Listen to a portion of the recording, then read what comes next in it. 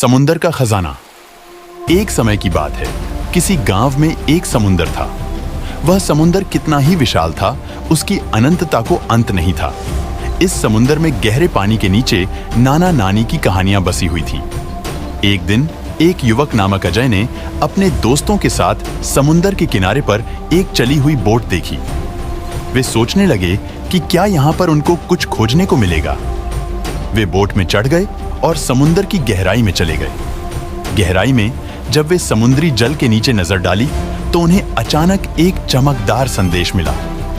उन्होंने वहां पर एक खिलौना देखा और उसे बाहर निकाला। वह एक पुराने खास खिलौने का हिस्सा था। जब वे उसे खोले तो उन्होंने उसमें एक छोटा सा संदेश देखा। संदेश में लिखा था, इस संदेश को खोजने वाले को मेरा खजाना मिलेगा। अजय और उसके दोस्तों को यह बड़ा संदेश दिखाई दिया। वे संदेश के साथ संदेशकर्ता की बात सोचने लगे। क्या वास्तव में एक खजाना छिपा हुआ हो सकता है? वे अभी तक संदेशकर्ता का नाम और उसके खजाने के बारे में सोच रहे थे कि वे एक और खिलौना ढूंढने निकले। समुंदर के गहराई में उन्होंने एक और खिलौना पाया। इस बार वह एक पुरानी पुस्तक थी। उसमें भी एक संदेश छिपा था जिसमें लिखा था, पहले संदेशकर्ता का नाम धुंधो।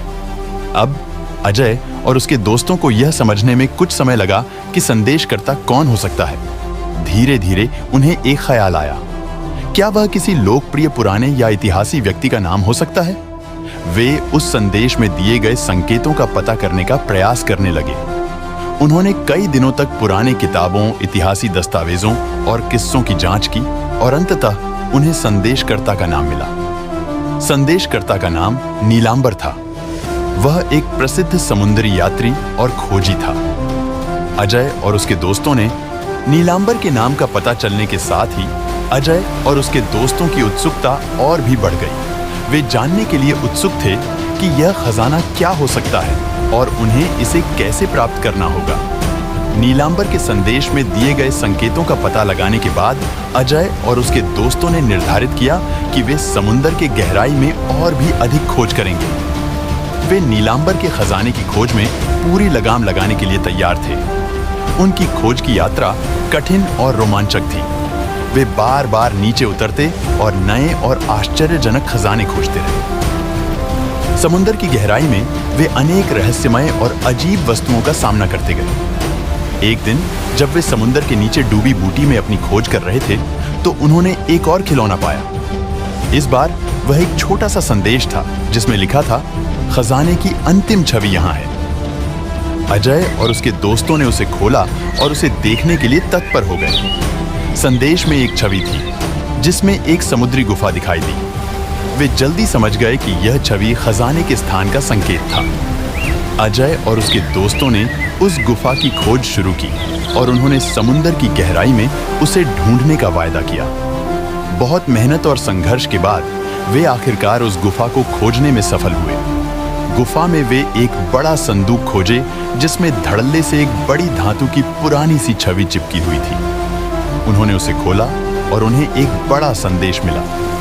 संदेश में लिखा था, खजाने का असली सच यह है कि तुम्हारे पास साथ में होने वाले अनुभव और यात्रा हैं। इसीलिए इस यात्रा को आनंदित रहो और सीखो। अजय और उसके दोस्त नीलांबर के खजाने को पाने के लिए तत्पर थे, लेकिन उन्होंने यह अनुभव की यात्रा से भी बहुत कुछ सीखा। उन्होंने साथ में कई साझेदारी, दृश्य और अनुभवों को संजोया। उन्होंने समझा कि जीवन का असली सौभाग्य वे क्षण होते हैं जो हम साझा करते हैं। वे समुद्री यात्रा के महत्व को महसूस करते हुए खुश हुए।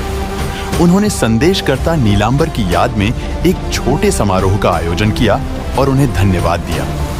अपने यात्रा के अनुभव से प्रेरित होकर अजय और उसके दोस्तों ने तय किया कि वे अब एक नई मिशन की ओर अग्रसर होंगे। उन्होंने यह फैसला किया कि वे समुद्री संवारा करेंगे और जल संरक्षण के प्रति लोगों को जागरूक करेंगे। अजय और उसके दोस्तों ने अपने नए मिशन के लिए कठिन प्रयास और प्रतिबद्धता का निर्णय किया।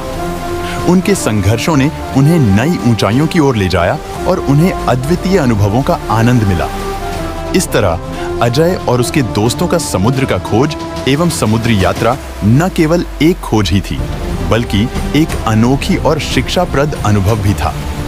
वे अपने संदेशकर्ता नीलांबर के खजाने को खोजने के साथ ही खुद को भी पहचानने का मौका प्राप्त करते रहे। इस कहानी से हमें यह सीखने को मिलता है कि जीवन का असली खजाना हमारी यात्राएं, हमारे अनुभव और हमारे संवाद होते हैं। खोज और प्रयास हमें नई दिशाओं में ले जाते हैं और हमें अपने स्वार्थ के साथ साथ अपने आसपास के लोगों की मदद करने का मौका भी देते हैं।